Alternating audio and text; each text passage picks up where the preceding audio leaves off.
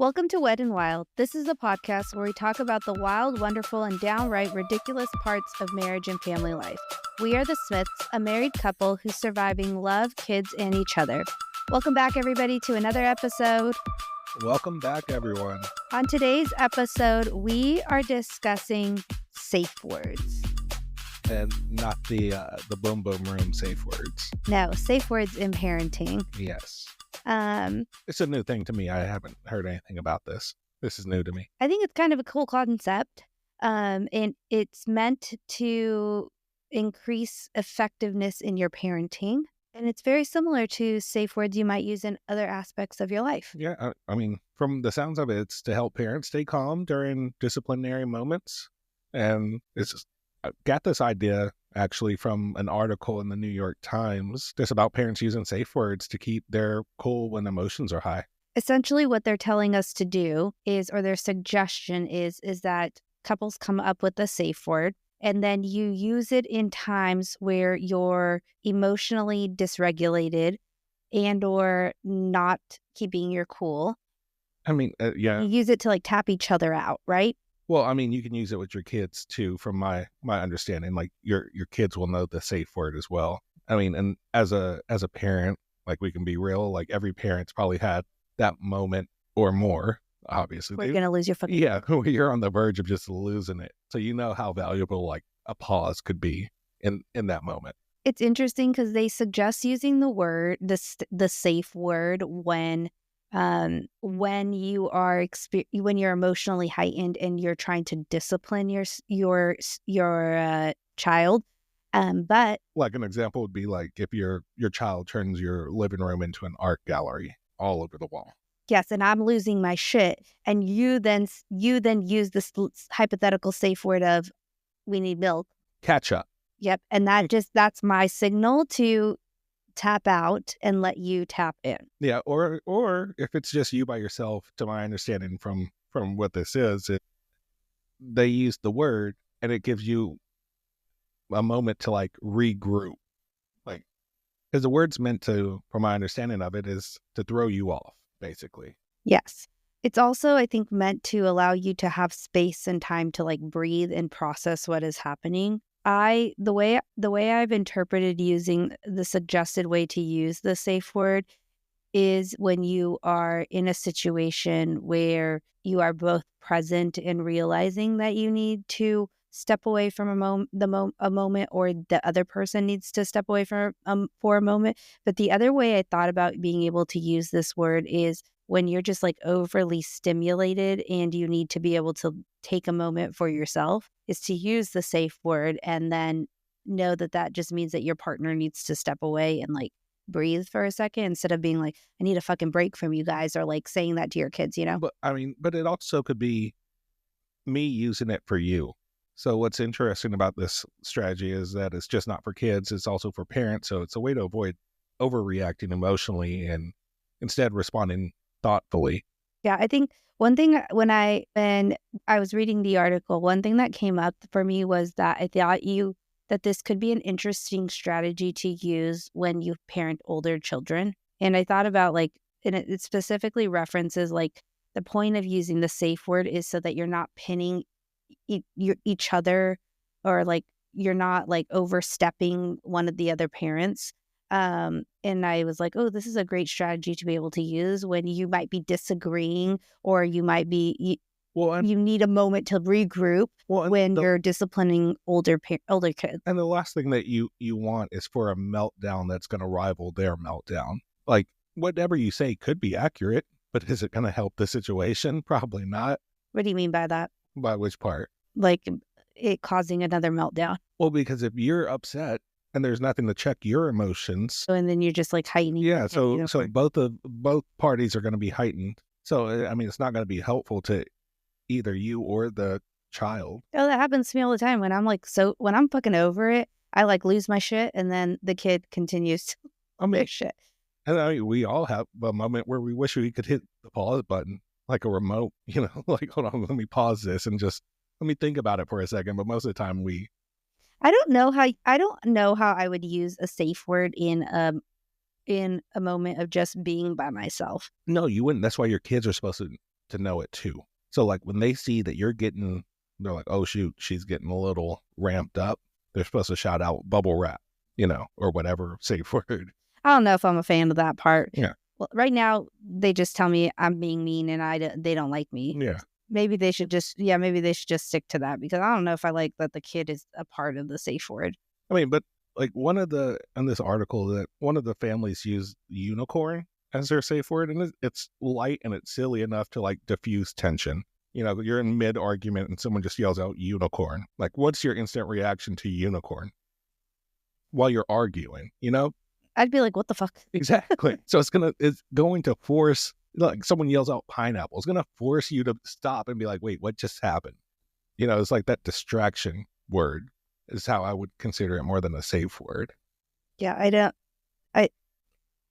I guess I have not experienced the part where, like, in the article it says like where you guys are disciplining your child and you think the other person needs to step away. I don't think I've experienced that yet. No. I'm sure it's coming, but I'm sure once like we both disagree on how we're parenting someone, I think we would maybe be able to use a word like that so that we could get on the same page. I do feel like it could work because it's about an emotional regulation. Yeah. So like when things get heated, our brains go into fight or flight mode, right? Yeah. Right. Yeah. And so you're sorry. like if our brains are going into fight or flight, like a safe word can act like a pattern. Like I said, it's a pattern to interrupt. So it's just like it throws you off. It forces you to pause. It forces you to step back and engage like rationally, because it put that pause into you just going 100%. Okay, so let's play this through. I lose my cool, which I often do. Okay, so you're overwhelmed. I'm overwhelmed. I'm overstimulated. I lose my show. You say unicorn. What am I like in that moment after you say unicorn and I'm losing my shit? And I'm like, get your fucking shit together, or doing something like that. What is my next step? Like, what is our next step in that moment? So like, hopefully, to me, we don't. First of all, we don't use the safe word. No, we have not used the safe word. But to me, I feel like your brain at that point should be like, don't turn into the Hulk just yet. So like be Bruce Banner. Don't go full Hulk. What is a Bruce Banner? He's the Hulk. Before he's the Hulk, the human. Okay. Yeah, and then Bruce Banner turns in like Bruce Banner is the nice one, right? Yeah. Hulk is we're just Hulk smash. Like, so to me, I feel like that's what that word is for. Roman's laughing at me. One of our children is listening on our podcast episode, and he's dying because I don't know this reference. But so what you're saying, what I'm hearing you say is that when I'm losing my mind and we use this safe in a hypothetical situation, because again, we have not used this or tried this strategy, but you were to say the word unicorn. Mm-hmm. I then pause my actions. Do I step away in that moment? Do I continue? What happened? You don't have to. So you don't have to step.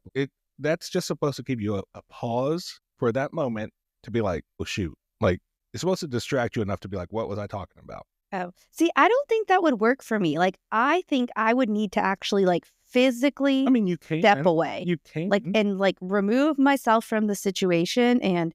You can, but what's go breathe for a second? Is that going to calm you down? Yes. All right.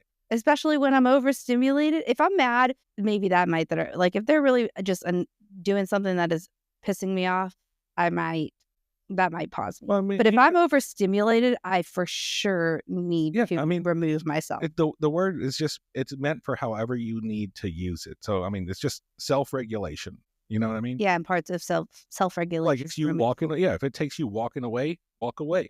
Yeah. Like it's meant to interrupt. That word is just meant to interrupt. So whether it's like, okay, you interrupted, okay, let me calm down real quick and rationalize what I'm saying, or okay, just let me leave the situation. You got this. Well, it also said that this approach allows permissiveness. So like permissiveness to like step away or take a breather or. It's like, I'll come back to this with more rational thought, I guess, instead of just screaming at each other back and forth.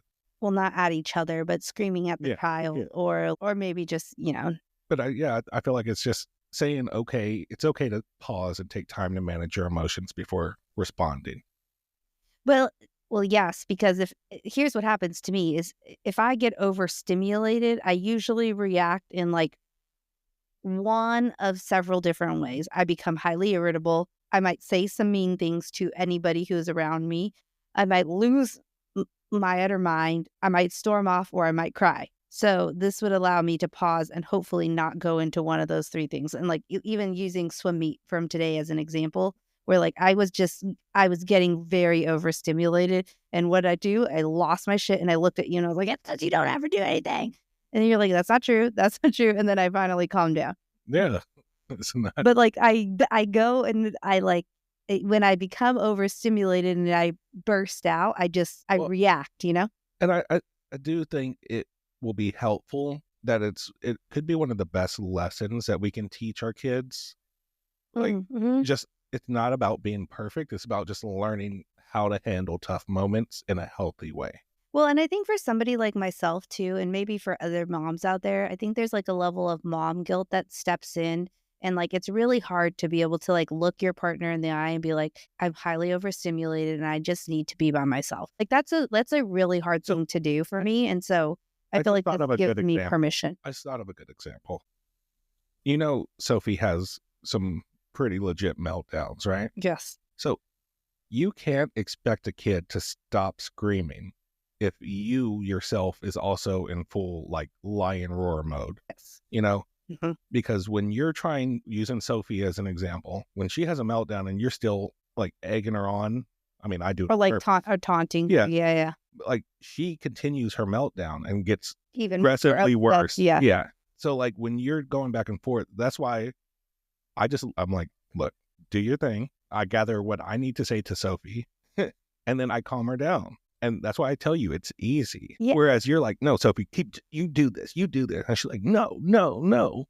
But a part of that comes from overstimulation. Well, you know, that's like what I'm saying. for the both of us. So I guess basically I'm saying my own internal safe word when I deal with her. Like, cause I can calm her down within a couple minutes. Like it's nothing. Look, my sister's FaceTiming me. She's leaving me a voicemail. Just kidding. Yeah, no, I think I have definitely, since reading the article, I was like, oh, there's definitely times where I could utilize this strategy. And I think, again, speaking from like a mom perspective for myself as like a mom guilt perspective, I think it would give me permission to be able to step away without actually being like, I don't know. I just like, I have a lot of fear around saying like, I'm overwhelmed. So like, have you ever done something like this even unintentionally? Have we? I don't know, like the safe word thing. Have we like just said, hey, pause, like pause? No, I think whenever just one of us needs to step away from an argument. Even between us, not even like as a parenting thing. Like not that I can think of, because I think what ends up happening is I get so I burst and then I'm like, I just gotta go, and I just like storm away, and I'm like, I lock myself in the room and like shower, cry, or do something like that, you know? Yeah, because you get overwhelmed and I antagonize and I don't stop. So maybe we should use a safe word in our personal. But I don't do it out of like I'm angry. No, you do it to annoy me. Yeah, I just do it because I don't get mad. No, well, that's your thing. Like I even said, I just pick and pick and pick, and then once you crack, I'm like, oh, now I can keep going. That's what you find it funny. I do. But maybe instead of you just getting mad because I do it to be funny. Yeah. And then it upsets you. And so maybe if you just, before you get upset, just say, hey, like, no. Yeah. Enough is enough. Please stop. Yeah, just give a word. And then I will respect that, because I don't get mad. I'm just like, oh, okay, I was just making fun of you, just roasting you. I'm going to say something random and you're going to be like, you're going to get confused. But can we talk about like the practical side of this? Go ahead. Like how do you actually choose and start using a safe word? Like if we as a family were to inherit this strategy? Yeah. Here's where I really think this is useful. I think it's useful in, as I mentioned, when it's, at least for us, when I'm overstimulated, but also I think it could be useful in parenting our older children. And I say that to say that we would have to pick a word that you and I only would know. Like, I know the article talks about parents knowing it, but our kids knowing it. But I also think there's like a word that we need to be able to say to each other because I envision a world where there are going to be times where we disagree about a decision, or things like that. And I don't want to straight up be like, no, you're wrong, or I don't agree with you in front of the kids, you know? Yeah, but I mean, we would have to pick a word or a phrase even Yeah. that just is neutral or just funny. Yeah. I would agree. Like something like we need to grab milk, or like I really want cereal right now, or something like that. Like, I don't know, can't use pineapple. I feel like pineapple's like a universal for the other safe word. So I feel like that wouldn't be a good one. But like spaceship, Jedi. Well, I like Star Wars, so I have no idea I don't know what that is either. So, but but it could be like shot of tequila,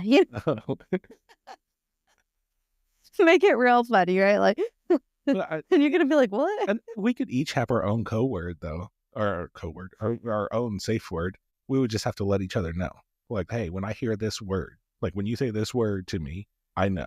And then when I say this word to you, we don't have to have mutual. We just need to understand each other's safe word. Yes. But we also can't have a safe word. Like I just said, we need milk. And I often say, no, because we always need milk. Yeah. In this household. So it can't be something that we say all the time.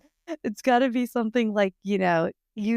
Like, yeah, because I mean, like we need it like Worcester sauce.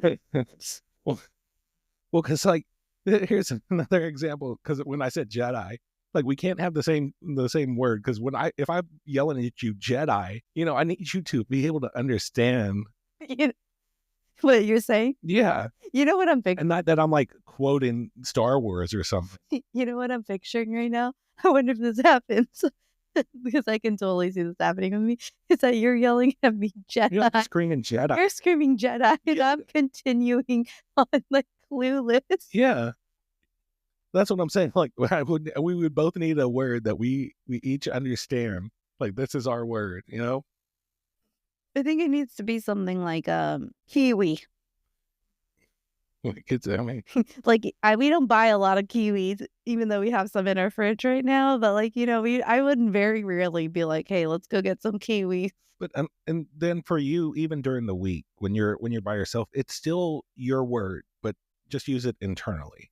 So if your word is Kiwi and you find yourself becoming overwhelmed, just be like, in your head, just Kiwi. Could I also just text you? I'm gonna text you and be like, I'm at a Kiwi right now. Oh. You're gonna be like, oh shit. You're gonna get that word 5 times a day, through Tuesday through Saturday, and you're gonna be like, oh, she's always overwhelmed. Or you could just say it out loud. You're getting overwhelmed and just yell it out. No one's gonna know what you're talking about. Somebody once told me to just scream in my car when I was by myself when I was like really overwhelmed, and that shit works. So maybe if I just like scream Kiwi, just in the middle of your own rant. Good. Yeah, just scream Kiwi, and that's gonna let you know, like, I'm being extra right now. Okay, but you know what?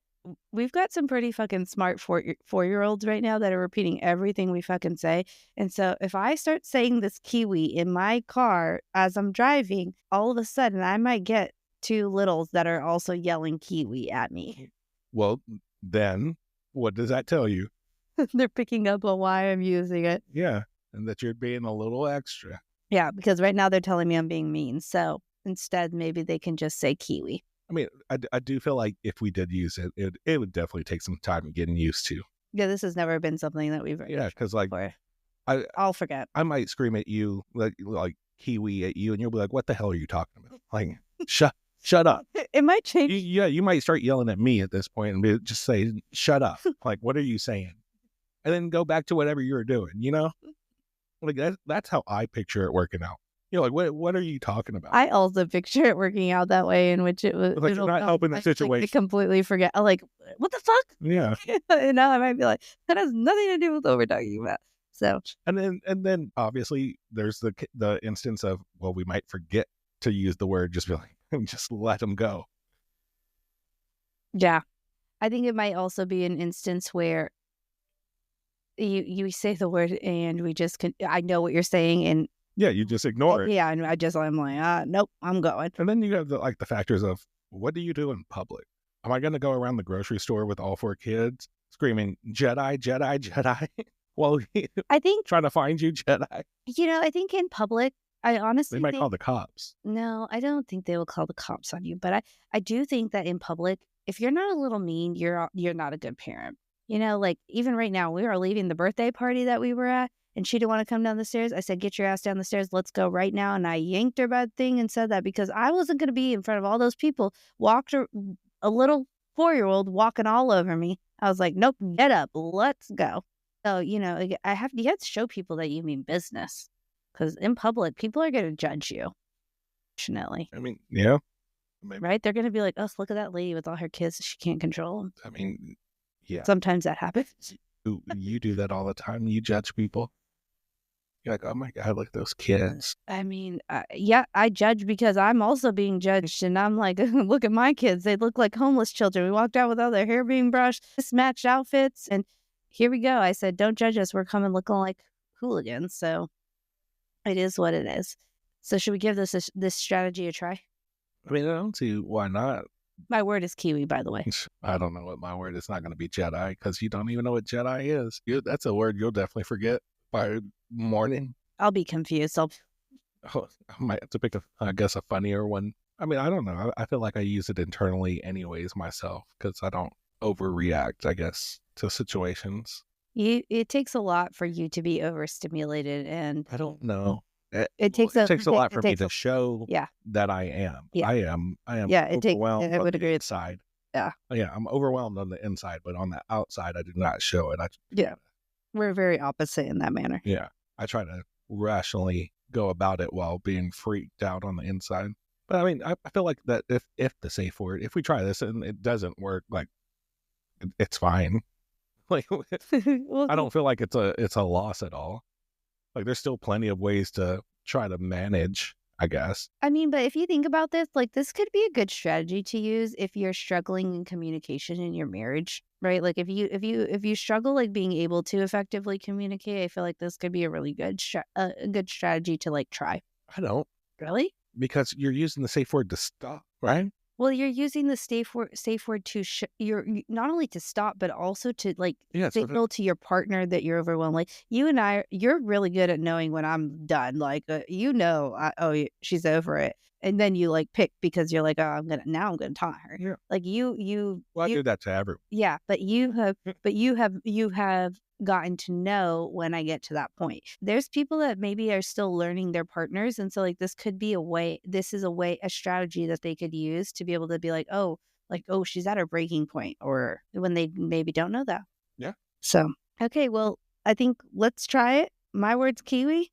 I don't know what my word is, but I think let's just, let's not overcomplicate it because I can't remember which way is left and right sometimes. And so let's just keep the same safe word. Both you and I. We're going to just use Kiwi. Go for it. Okay, we'll keep people updated on how this goes. I mean, but because I'm a little worried. do you honestly think that this would work for us and our family? I think it could. Then do you have reasons on why? I think it could because I think all of our kids are very emotionally aware to understand. I think we've just done a good job of allowing people to process their emotions. And so it's another way for us to be able to help them with that. I think that, because honestly, I mean, I do feel like it could be a powerful tool to help stay calm and manage their emotions during tense moments. Yeah, I would agree. I mean, I think they're really good at it right now as it is, but I think that it could only empower them more. And it helps you just react, I feel like, thoughtfully instead of, Yeah. I think especially for Ava and Sophia, because they're still little and they're learning a bunch of things. Like today when they use the word hate for the first, have you ever heard them use that term before? Yes. Oh, I have not. I had never heard them use the word I hate before, but I feel like they're constantly learning new things. And so we have to approach them with different strategies. Go ahead, just pop your beer so don't try to master the sound. But I do think it could be useful. What are your thoughts? I mean, for sure. Yeah. But I mean, especially for Roman and Phoenix, who are really, I guess we get all the kids are hitting their emotional stages, like age range. Like Roman and Phoenix, the teenage emotions, and then the girls, the toddler emotions. Like they're right. But boys, teenage emotions are vastly different than girls' teenage emotions. Like girls, I'm not gonna lie. I'm terrified when the girls are teenagers. Why? Because if they're anything like any of the girl teenagers that I've ever experienced or preteens, they are moody, they are mean, they are maybe a little traumatizing, would be the correct word. I feel like boys are just like even kill. They might get a little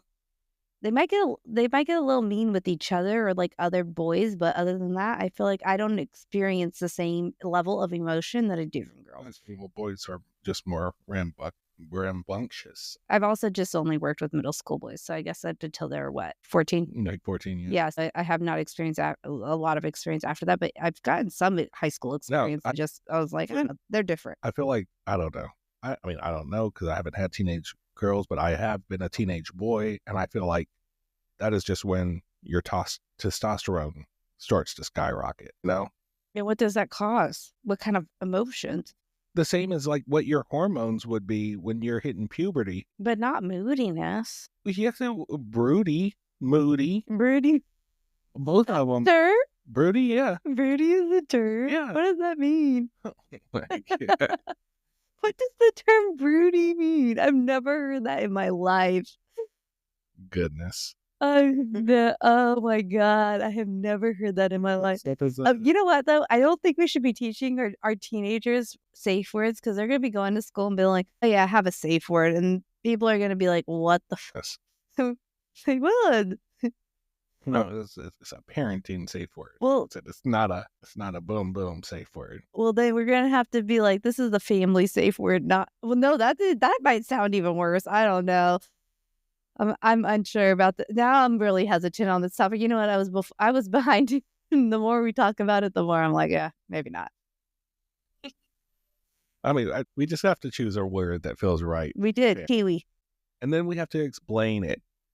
Like if we're okay, let me hear you explain it. I would love to hear you explain this concept to our kids. Go ahead.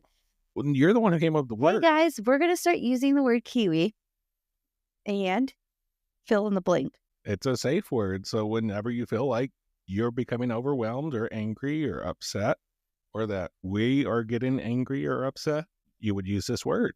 And what do you get to do when you use this word? From a kid, we didn't talk about that. What do kids get to do when they use the safe word? I would feel like the same. Breathe. Yeah, if they're go to timeout. Yeah, if they're overreacting, overwhelmed, just be like, "Yo, Kiwi, bro, go sit down somewhere. Just take a breath." It's kind of like telling them to chill out. Yeah, I didn't think about that concept. I think that's interesting. Yeah, it could be useful. You need to check how you're acting right now because I feel like the safe word could be the warning. And, And be like, check yourself before you wreck yourself. Basically, yeah. Yes. It could be a disciplinary tool, too. Yeah. Let's rewrite this New York Times article. Safe words, helpful in parenting, and also a disciplinary tool. It also explicitly said this is not gentle parenting. So let's also preface that this could be... it's not gentle. This could be the opposite of gentle parenting because you could be using it as a disciplinary tool. Whoops. Yeah. It's not disciplinary, it's not gentle parenting. No, not at all. If you're using it in that manner. But I mean, because we have to teach them also to control their emotions. Just because they see us yelling and then stopping all of a sudden, they're just like, all right, that was weird. That doesn't really fix them. But when they're going at it, be like, hey, you need to dial it back a little bit. It just makes me wonder for, especially because I'm in schools, is that could kids use safe words in schools so that people are aware that like they need a break, like they are emotionally heightened and because a lot of kids don't know how to ask for time and like it gives them permission to like this permissiveness. So other than like a safe word though, like what would you consider an alternate strategy for maintaining calm? Deep breathing. Asking them to to take deep breaths. That's what I do with Sophie. I do that with the girls. But you know what they did? You know what they recently did to me? I do breaths with her. You know what? I do breaths with them too. And I was going to the bathroom and they told me They asked me, "Are you going diarrhea?" And I was like, "No." And they were like, "Take a deep breath in." And they were breathing alongside me as I was going to the bathroom. They're like, "Breathe in, breathe out." It's like, what the heck is happening? So maybe deep breaths is working a little too much in our household. I was like, "Oh, this is too much." But Deep breathing is always a good strategy. and then everyone has to just acknowledge that not every family dynamic or situation is going to be suited for this strategy. No. It depends on your kid too, I Yeah. think, and how they're gonna react. Like, I Like don't think you could do it. if there's already, I feel like there's already like a medical behavioral disorder. Like I don't feel like maybe it does work, but I don't feel like it would. No, but I definitely think in those instances, it could be, very helpful for a parent if you have a child Yeah, that is, like, yeah. Especially like has if a there's two medical parents. Yeah. diagnosis. Yeah. Like it could be helpful for the parent, but like the kid, I don't think them using the word, but maybe it does. I don't know. I also think your kids have to be at the appropriate age, like, To you know, understand. yeah, to be able to understand the concept, but also to understand their own emotions, right? Because I think that's a skill set within itself, and you wouldn't be able to use it without them actually understanding how they're feeling. Yeah. So I mean, there's just going to be challenges. It's more just a trial and error. Like if you want to use it, try it. If it doesn't work, but it's more. I don't know what time limit do you set, because I don't. The article didn't talk about that. Like try it for this long, and if it doesn't work, then screw it. It just says try it. You know, you might forget from time to time, or but you'll get used to it. Well, I feel like it's like anything that you do, like you can't you don't give up on it, and you don't you Well, try to do it as consistently as possible or as consistently as needed, but you also have to realize that you're going to go like ebbs and flows, right? yeah. There are going to be times where you need to use it more because there's outside influences, and there's times that you're going to use it less, but it's a strategy that you can always, I think the interesting concept is it's a strategy you Do, can always come back do to. you use it with other kids' parents? Like if you're getting into it with other kids' parents, do you, No, at that point you just lose your damn mind. no, but I'm saying, would it be cool for your kid at that point to be like, "Yo, Kiwi, I guess. They're probably gonna be like, "What the hell's wrong yeah, with you?" well, like, why are you snapping at my friend's mom or dad right now, You know, "Why Kiwi?" are you doing this?" No, that's interesting. But I definitely think it's a strategy that ebbs and flows with life, and you just you come back to it when you need it, and you maybe don't use it as often during certain points of your life or time periods or things that are happening. So, ready to try it? Yeah, we can. All right, here we go. We're going to try it with Kiwi. Stay tuned to see how this goes. And if you have not liked or subscribed, please make sure you like or subscribe Wed and Wild. And don't forget to follow us at Wed and Wild Podcast on Instagram. We will see you guys again next week. All right, bye everyone. Bye, everybody.